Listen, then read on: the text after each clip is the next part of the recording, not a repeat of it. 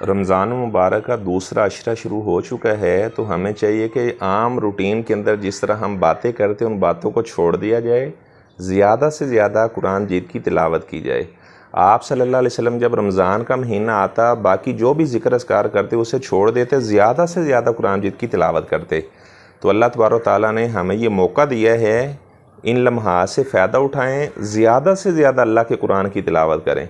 और बाद ऐसे लोग हैं जो आजकल भी जनाब रमज़ान का मुक़द्दस महीना है और वो सियासी बातों में हर वक्त उलझे रहते हैं, फ़लाँ हो गया है, फ़लाँ हो गया, ऐसे हो गया, ऐसे हो गया है।